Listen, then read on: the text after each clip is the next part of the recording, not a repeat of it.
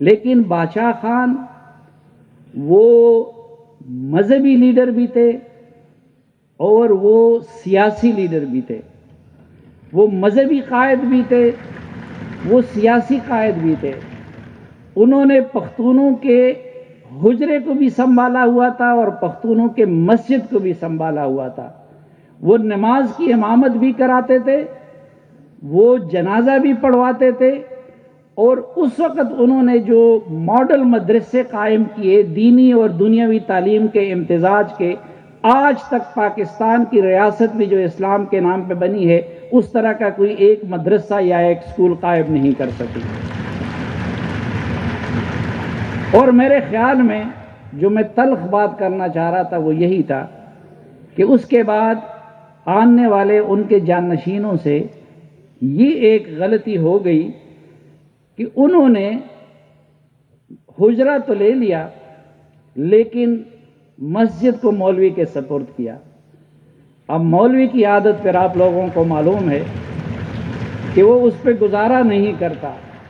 کل مولانا فضل الرحمان صاحب نے آپ کو بتایا کہ بادشاہ خان جیسے قریب آدمی سے بھی انہوں نے مٹھائی بھی کھائی اور چائے بھی 2 کپ زیادہ پی لی. تو جب آپ لوگوں نے ایک طرف تو یہ کیا کہ مسجد ان کے حوالے کر دی, تو اس مولوی نے 2 قدم آگے بڑھ کے حجرہ بھی آپ سے چھین لیا, اور ان کو پھر آپ نے جب مولانا مفتی محمود صاحب کو وزیر اعلیٰ بنا کے چند سیٹوں کے ساتھ اقتدار کا رستہ دکھایا تو انہوں نے وہ مزہ بھی چکھ لیا, آج وہ نہیں چھوڑ رہا ہے.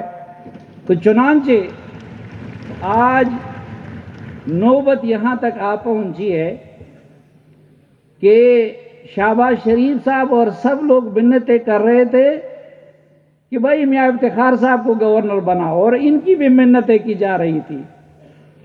لیکن مولوی صاحب نے کہا کہ نہیں جی, میرا غلام علی کیا کرے گا, ٹھیک ہے. اور پورے 6-7 مہینے انہوں نے لڑائی لڑی, ہر طرح کی بلیک میلنگ کی, اور آپ سے وہ گورنرشپ چھین لی. آج میں بعض اوقات حیران ہوتا ہوں. دیکھیے بادشاہ خان صاحب وہ ایک کسی رستے پہ سے ڈٹ جانے والے اور ضد کرنے والے انسان نہیں تھے. لیڈر کی یہ خوبی ہوتی ہے کہ وہ وقت کے ساتھ حالات کے تقاضوں کے ساتھ اپنی حکمت عملی کو بدلتے ہیں, اور انہوں نے بدلا بھی. جب انگریز کو نکالنے کی بات تھی تو انہوں نے اس کے لیے ہندو کو بھی ساتھ ملا لیا, وہ مولوی کے ساتھ بھی بیٹھے جو شیخ الہند وغیرہ کا کل وہ ذکر کر رہے تھے. لیکن پھر جب پاکستان ایک حقیقت بن گئی تو بادشاہ خان نے اس کو ایک حقیقت کے طور پہ تسلیم کیا. اسی طرح پھر اگر انہوں نے پختونستان کی کوشش کی اور جب وہ نہیں بن رہا تھا تو انہوں نے پاکستان کو دل سے قبول کیا, اور آج جس آئین پہ ہم سب مونچوں کو تاؤ دے رہے ہیں تو اس آئین کو بنانے میں تو سب سے بڑی کنٹریبیوشن بادشاہ خان کے بیٹے خان عبدالولی خان کی ہے. تو وہ ایک یہ ہوتا ہے کہ آپ رستہ بدلے لیکن اپنی قوم کی خاطر بدلے, اپنے اصولوں کی خاطر بدلے, اپنے منزل کی خاطر بدلے. دوسرا یہ ہوتا ہے کہ آپ رستہ بدلے لیکن مفاد کی خاطر بدلے, کیسز ختم کرنے کی خاطر بدلے. مثلاً آپ نے پی ڈی ایم بنایا, زرداری صاحب نے لوگوں کو جمع کیا, آپ بھی اس میں آ کے شامل ہو گئے. ابھی یہاں پہ بات ہو رہی تھی کہ غل کو غل نہیں کہنا ہے, تو آج مجھے مجبور ہوں. ہوا کیا کہ بلاول صاحب کو گلگت سے جنرل فیض نے جہاز میں بلایا اور ادھر سے باجوہ صاحب سے ان کی ملاقات کروائی, زرداری صاحب سے, اور انہوں نے کہا آپ پی ڈی ایم سے نکل جائے.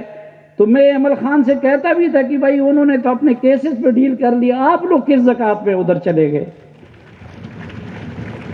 اچھا آج میں یہ پوچھتا ہوں کہ یہ جو بات ہے ابھی انہوں نے ذکر کیا کہ عمران خان کے خلاف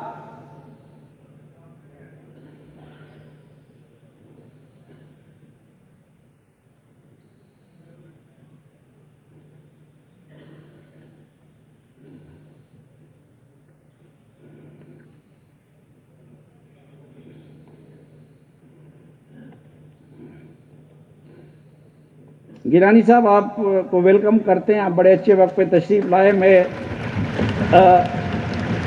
پی ڈی ایم سے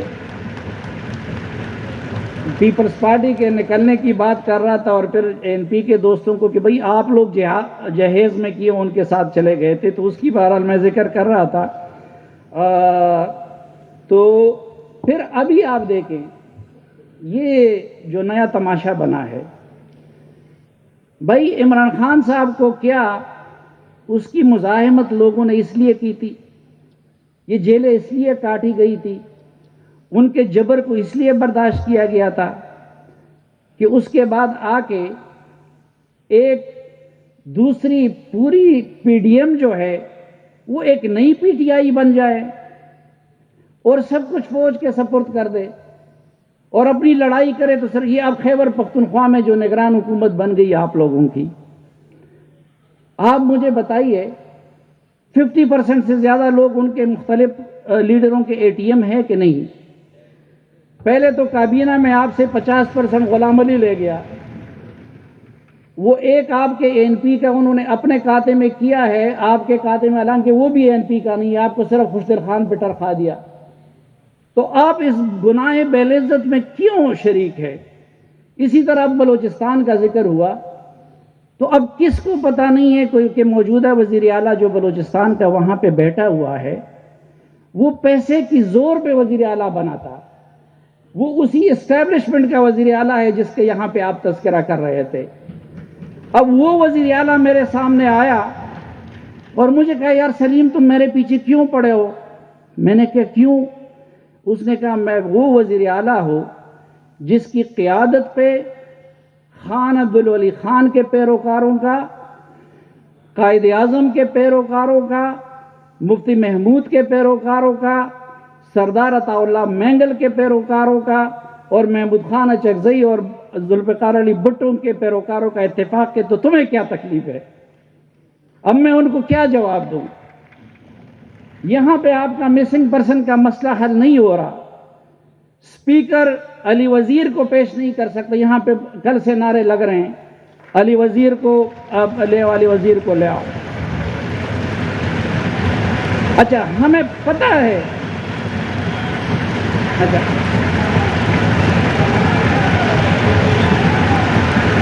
علی وزیر کو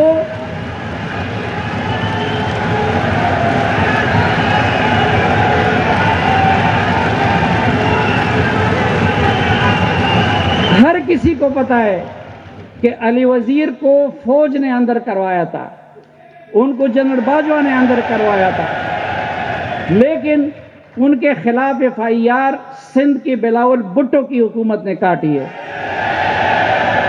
ان کا پیپلز پارٹی کا اسپیکر بیٹھا ہوا ہے, جب اس وقت عمران خان کو ووٹ کو ضرورت تھی اس کے لیے ان کا اسپیکر ان کو پروڈکشن آرڈر پہ لے آیا. راجہ پرویز اشرف سے ہر اجلاس سے پہلے ہم مطالبہ کرتے ہیں, وہ ان کو پروڈکشن آرڈر پہ بھی نہیں لا سکتے. آپ کیوں اس حکومت, ایک ایسی حکومت کی حمایت آپ لوگ مفت میں کیوں کر رہے ہیں کہ جس کا کنٹرول آج بھی وہاں پہ ہے, جس میں آپ اپنے مسنگ پرسن کا مسئلہ حل نہیں کر سکتے, پختون اپنے علی وزیر کا مسئلہ حل نہیں کر سکتا, اپنے آپریشن کا حل نہیں کر سکتا. تو یہ ذرا میرے خیال میں سوچنا چاہیے کہ کہیں ہم مفت میں تو. اور ایک آخری بات میں آپ سے عرض کروں کہ دیکھیں یہ سوشل میڈیا کا دور ہے, اور اب نئی نسل کو باچا خان سے عظیم کوئی نہیں ہے.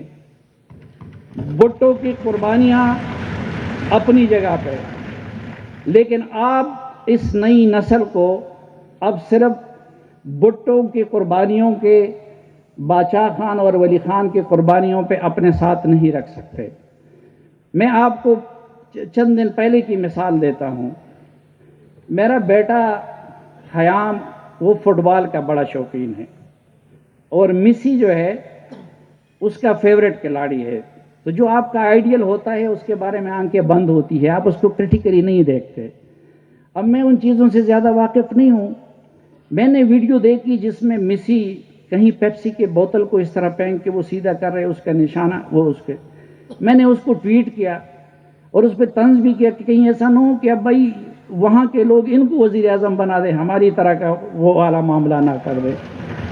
تو میرا بیٹا اب جو مسی کا فین ہے، تھوڑی دیر بعد وہ بات کے آ گیا، مجھے بابا جانی کہتے، مجھے کہتے بابا جانی یہ مسی کا اوریجنل نہیں ہے، یہ ایڈ ہے، حالانکہ وہ اس کا آئیڈیل ہے، ان کو کرٹیکل نظر سے اس کو دیکھنا نہیں چاہیے۔ وہ مجھے کہا کہ دیکھیں اس کا سکل جو ہے وہ پاؤں کا ہے، اس میں زیادہ دیکھیں وہ ہاتھوں کا سکل استعمال کرتا ہے، یہ ہے نئی نسل۔ تو نئی نسل باچا خان کی قربانیوں کو تسلیم کرے گی، لیکن آپ سے پوچھے گی کہ کیا آپ کا عمل باچا خان کے مطابق ہے یا نہیں ہے۔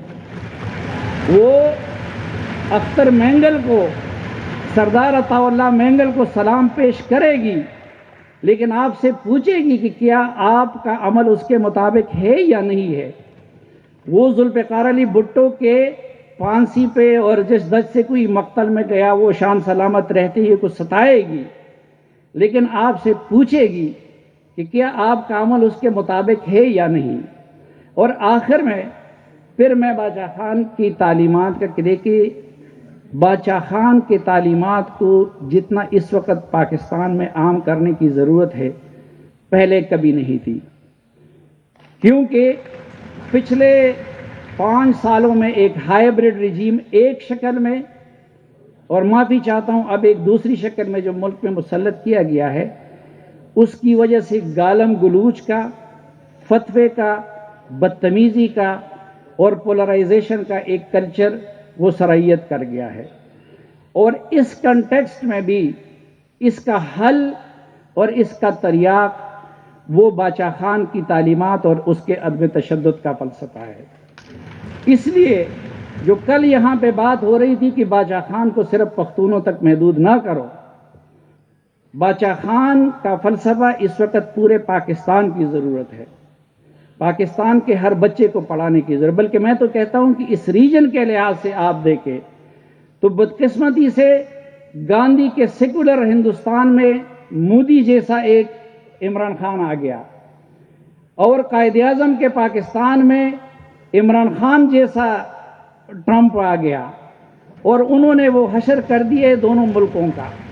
اور ان دونوں ملکوں کو بھی اب نارمل پوزیشن میں لانے یا انسانیت کی طرف لانے کے لیے باچا خان کے فلسفے کو اس پورے ریجن میں عام کرنے کی ضرورت ہے، اور اس معاملے میں بھی کردار باچا خان کے وارث ہی زیادہ ادا کر سکتے ہیں، لیکن اس کے لیے ضروری ہے کہ پہلے باچا خان کے وارث یہاں پر تو معاملات اپنے ہاتھ میں لے لے، کبھی زرداری صاحب اور کبھی مولانا صاحب کے ذریعے اپنے معاملات ہاتھ ڈیل کریں گے تو پھر تو آپ کے ہاتھ کچھ بھی نہیں آئے گا، تو ہندوستان کے ساتھ معاملہ کیسے حل کریں گے۔